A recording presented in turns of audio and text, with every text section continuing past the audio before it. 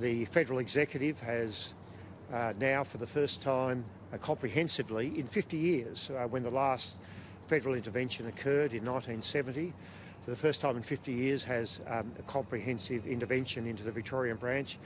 And of course, if you look back from the 1970s and the intervention, what occurred since was greater democracy in the party, more significant power sharing, more significant proportional representation, which has served the party well.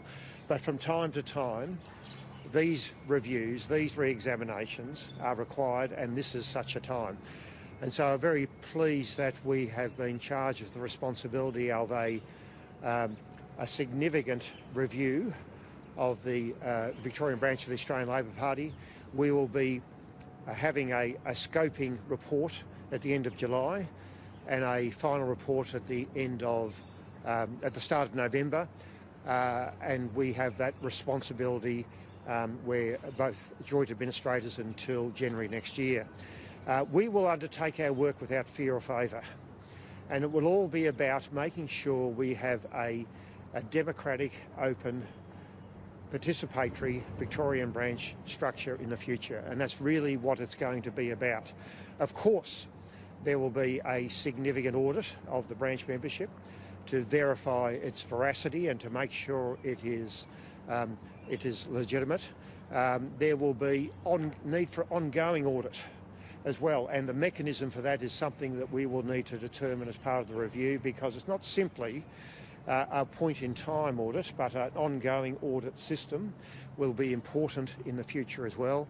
And it's important also to recognise that democracy flourishes better when you've got significant participation, and really to have a branch membership of 1,600 people, 16,000 people rather, and will determine the legitimacy of those 16,000 people is not good enough. We need to have a greater party membership, have reasons for people to join, to be a part of this great party, which is the oldest political party in Australia and one which has served Australia well and served Victoria very well. We need to make sure we get greater participation, so more meaningful say from a branch level in both policy, administration, selection of candidates will be a key process going forward as well. But this will be a review which we will take on seriously and appropriately to give the best possible outcome going forward. And it is a unique opportunity, really, because what we'll have coming out of this is a better structure, one which is going to be fit for purpose for the future, and one which will mean that we can get floods of people joining the party again, because they'll know that they can get a say in what happens, a meaningful say, a genuine say, to be a part of this great party in the future. Is there a danger that a flood of people are going to leave the party because you're going to suspend local voting rights until 2023? Well, I hope that's not the case.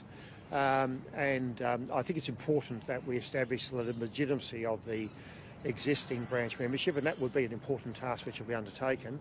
But that does not preclude the opportunity for genuine involvement in the Labor Party going forward. And we want to make sure we've got the right structure for that to happen. And that's really what we'll be trying to set out.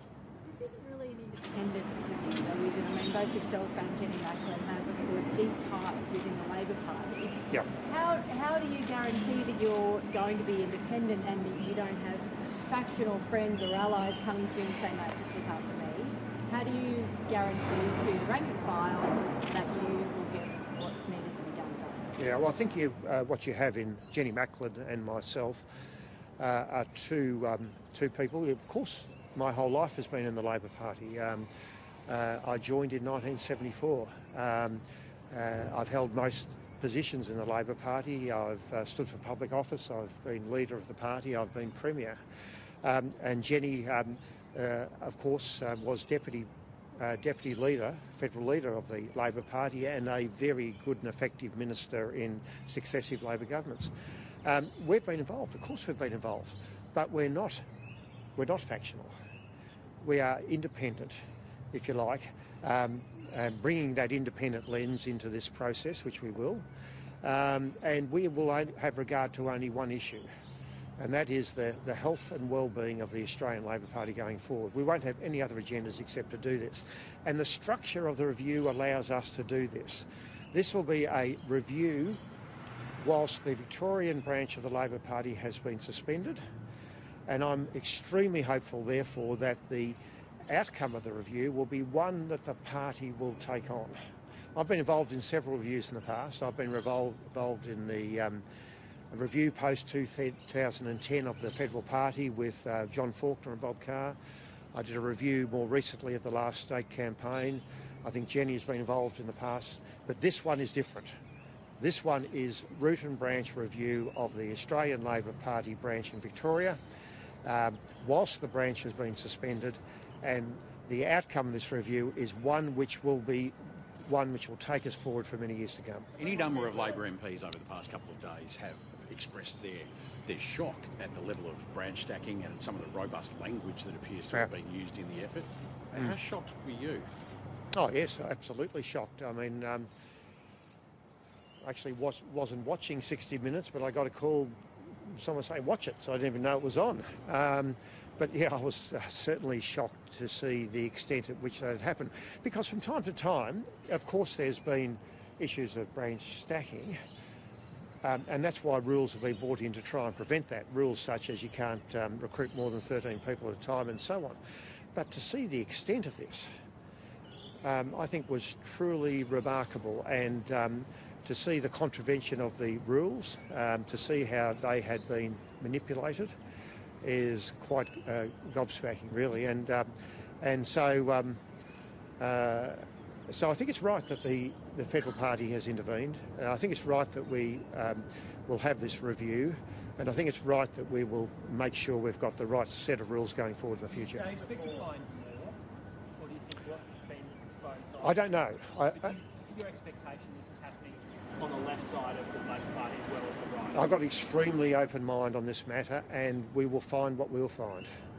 And doesn't matter where it's from. And we'll take action once we find if there has been contravention of the rules.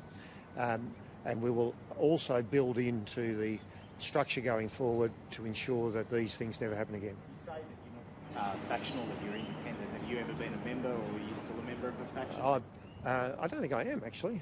I wouldn't have a clue, in the sense that I don't know, because things have changed so much. No, seriously.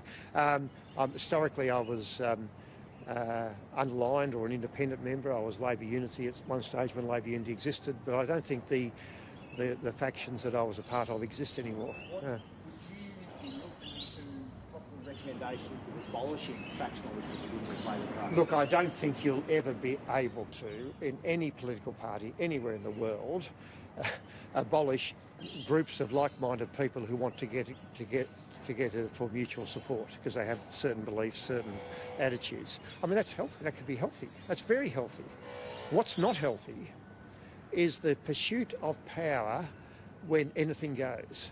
And I think there's a cultural issue here which we need to change and have regard to in this review as well. And make sure that we look at the culture which says that that whatever it takes to get power is what you do. And I think that's got to change as well. And that's important to change because the culture is going to be an important issue going forward as well. And I'm hoping that the review will give pointers to how we can change that culture going forward. That goes to when Whitlam wanted the federal branch to intervene, the Victorian branch, it was because the left was so ideological they weren't prepared to do what they had to get elected. This is kind of diametric opposite, isn't it? And the good thing about that review in 1970 when there was federal intervention was the party changed. The culture changed. Now, that's 50 years ago. We can do it again, and it will be done again, I'm sure, because there is great appetite for this change to happen. Steve, what do you say? Victorian Labor branch has been pretty successful in the state. Yeah. Since you won in 99, there's only been one election lost, and the numbers federally have been pretty good. That's true. That's true. So are things working, and this is just the way business gets done? Yes, I think since 1982, Labor has been in power in Victoria for greater than 70% of the occasion. You're right. And the majority of federal seats the Labor has had the majority of federal seats on each of those occasions. So yes, it's been very successful electorally, so therefore this is a good reason to make sure we've got the best possible party structure going forward as well, because we are the most successful Labor Party branch in the country electorally. Why therefore have we got underneath the party in the branches this cancer, which has really resulted in significant dysfunction, which requires significant reform. And I think that's going to be the sort of key issue going forward. So I don't have a good explanation for you on this matter. I'm sorry, but we have been successful anyway.